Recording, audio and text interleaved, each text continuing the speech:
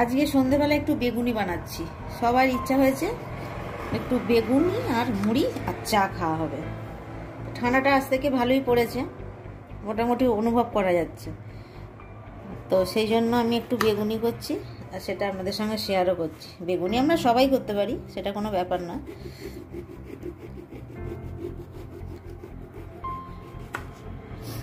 পাতলা পাতলা করে কেটে নেব।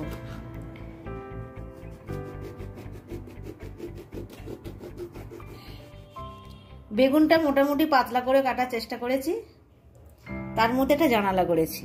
মানে এত সুন্দর রুদ্রবাবু এনেছেন বেগুন, এই যে পোকা ছিল, আমি জানালা করে নিয়েছি। তো যাই হোক, এই টুকরো টাকরা মোটামুটি যাই হোক হয়েছে, এটা দিয়ে হবে বেগুনি, ফেলে তো দেবো না।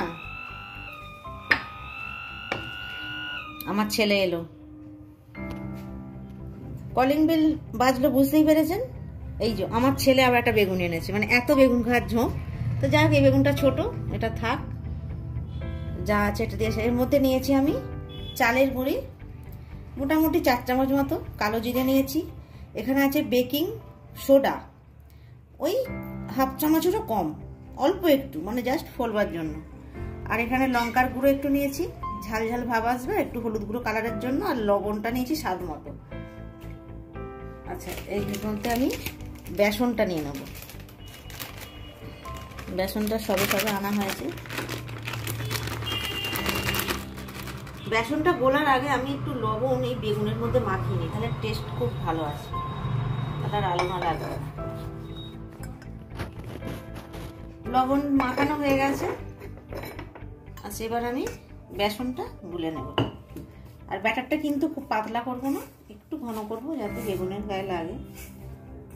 ভালো করে আগে মেখে নিই।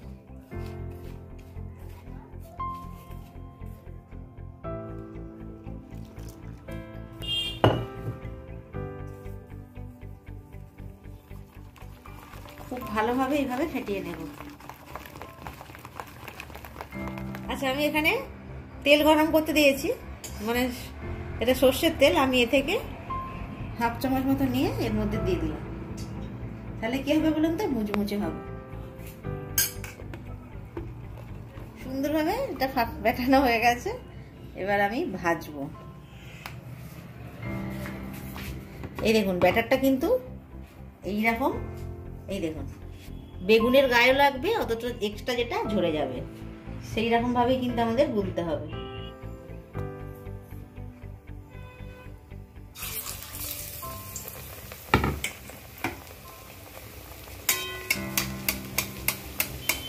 ওপর থেকে একটু তেলটা এরকম ভাবে দিয়ে দেবো, তাহলে তাড়াতাড়ি এই যে এরকম ফুললো দেখলেন।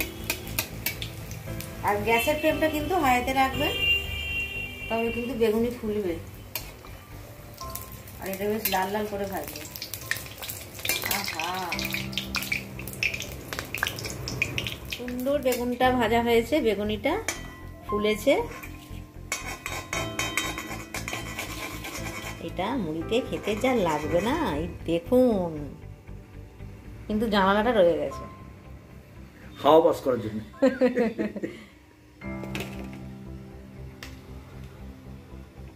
আজকে দেখানো হয়েছে বেগুনি। আচ্ছা, এই বেগুনি রেসিপি যদি আপনাদের ভালো লাগে অবশ্যই বানিয়ে খাবেন। কেমন হয়েছে কমেন্টস করে জানাবেন, লাইক করবেন। অবশ্যই বলি রুদ্রপথ চ্যানেলটা সাবস্ক্রাইব। অনেক দুজনেই চা নিয়ে কেটে পড়েছে এখানে।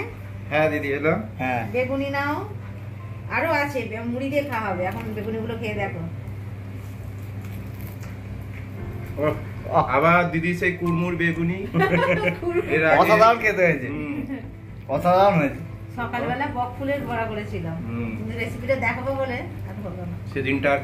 যাই হোক, ভালো লেগেছে তো? হ্যাঁ, আপনারাও সন্ধ্যাবেলা এই শীত পড়েছে বানিয়ে খাবেন চায়ের সাথে মুড়ি দিয়ে। আর কেমন হয়েছে অবশ্যই কমেন্টস করে জানাবেন।